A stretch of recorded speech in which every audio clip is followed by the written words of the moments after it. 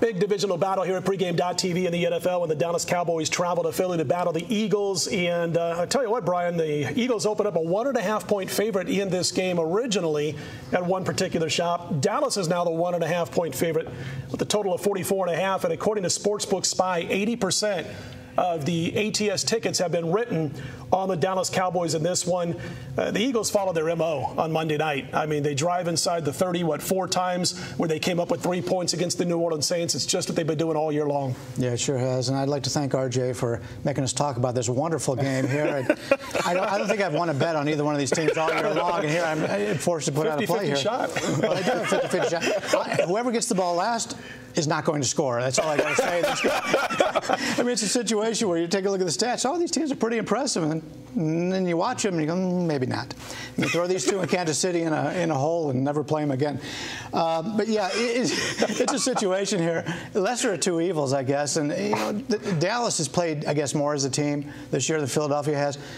In Philadelphia, it's ridiculous. You take a look at the stats and you take a look at the people on the team, and they still can't win. Yeah. It's just amazing to me when you have that much talent. And somebody made a good point, and I heard on the radio, and they talked about Andy Reid's son.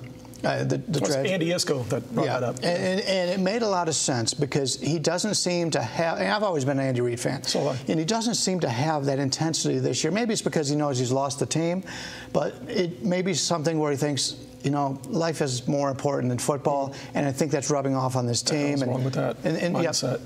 And this is a lot of guys who are a lot of veterans on this team, and they came in with high hopes, and they're gone.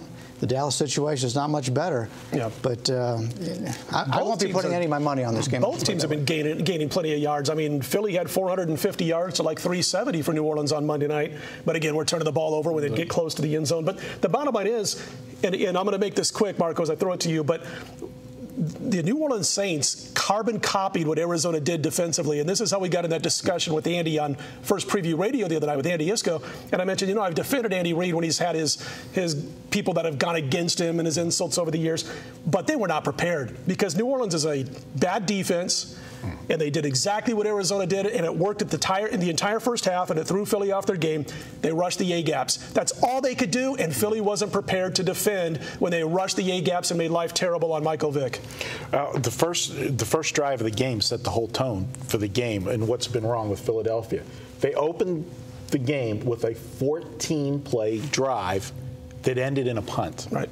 How do you have 14 plays that end in a punt? I mean, it's just a comedy of errors for this team. Dallas, you know, we know all the turnovers Romo's had, but really the Dallas defense, and I think that's where the difference is in this game, is the Dallas defense. They've been put, you know, up against the wall all year with the mistakes that Romo's made, and they still have got good defensive stats for this team. I think that's going to be the difference in the team. You said they're the lesser of two evils. I think they're more cohesive because you got the coach, you got the quarterback. I mean, the locker room, I think, split who they want in there. They want to go to, you know, Foles and give them the chance to see what they have.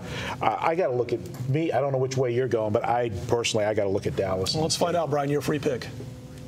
All right, I got to give out something on this game. It's on national TV. Somebody's going to bet it. I'll play Dallas here only because, as you mentioned, the defense is better, and I think they'll make less mistakes. But the way I'm going to be betting this game, and I'm not going to put any money up front for this game, I'll be playing live betting. And when you're playing live betting, the team that gets the ball, as they move the ball down, the other team, their odds go up. Well, these two teams have screwed up so bad in the red zone. I'm just going to be playing defensive team all game long at plus money, and that's why I'm going to take a look at this game. I like it.